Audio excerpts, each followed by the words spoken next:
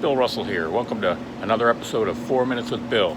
Today it's going to be a cooking day. I'm going to show you how I make one of my favorite new recipes. It's dry rub chicken thighs, bacon wrapped dry rub chicken thighs on my Traeger. It takes about 2 hours to cook, only takes about 15 minutes to prep. And here they are, they're going on the smoker. And I'm going to show you how I prepped and exactly how you go about making this awesome treat. Stay tuned. First, I want to give credit where credit is due. This is not my recipe. I get it from Jeff Phillips. He has a website called smoking-meat.com, and he has got a huge selection or a collection of awesome recipes for cooking on any type of grill or smoker. His instructions are really understandable. I give him a lot of credit.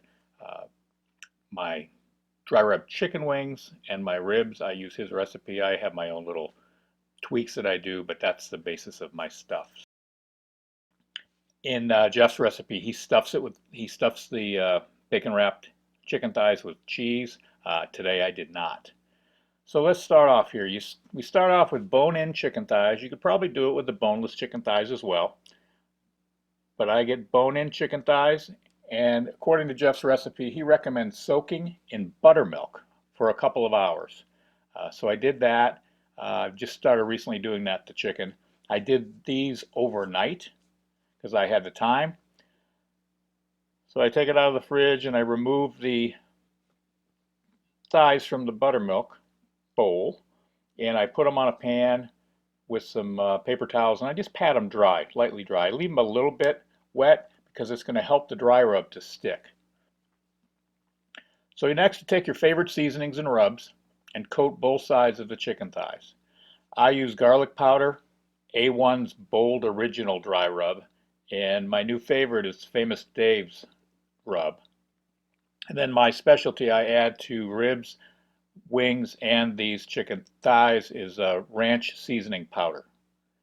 It's a really good blend, good mix when you have a little bit of a spicy rub. You can also put the seasoning under the skin, right on the meat as well, but today I just put it on the skin. I had time, so I let this tray sit in the fridge for a couple of hours just to let that rub soak in. It just helps it to stick when you cook. And right about now, I'll get the grill ready. I'll turn my Traeger up to about 225. Between 225 and 250 is the recommended temperature. If you've got a charcoal grill or a gas grill, you want to cook these on indirect heat. So get your heat on one side, and you're going to put these thighs on the other. So next comes the bacon. I wrap each piece, and then they're ready for the grill. I cook them for about 45 minutes, and then I turn them, cook them for about another 45 minutes, and then turn them back over. And let them cook for another 30 minutes or so, getting it up to an internal temperature about 175 to 185. If I was cooking chicken breasts, I generally pull them at 165 or 170. I don't want them to dry out. But this chicken thighs, especially the bone-in chicken thighs, you can let them get a little bit hotter and they still don't dry out. These have been cooking for about 2 hours. Stuck probe in, they're plenty hot. Supposed to get chicken to 165 or more. Dark meat can get a little bit warmer. I tested this a minute ago. Got the 185, so we know they're good and done. The bacon is not going to be really crispy at this temperature, but that's okay. If you prefer crispier bacon, maybe the last 15-20 minutes, crank up the heat and just watch the bacon until it gets as crisp as you want. So here's what they look like after I pull them off the grill, and these are awesome. Normally, I like dark meat chicken once it's cooked, but if I put it in the refrigerator, I'm not a big fan of dark meat when it's left over. But I'll tell you what, these bacon wrapped chicken thighs, if you warm them up the next day, they taste almost as good as they do today. It's something about the bacon grease getting into the chicken.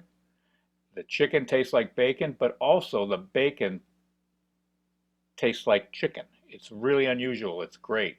If you like, you can lather these up with some barbecue sauce at the end. I just prefer the dry rub and the grease from the bacon. We use good quality bacon right from a local farm. I'm not a fan of using the cheap store-bought stuff. Just pay a little bit of attention to the quality, because cheap bacon, anything that's fed to those animals, any antibiotics, chemicals, whatever they do to fatten them up, those chemicals stay in the fat. So that's why it's important, I think, to get good local farmed, humanely raised pork bacon. That's it. Give it a try and let me know what you think.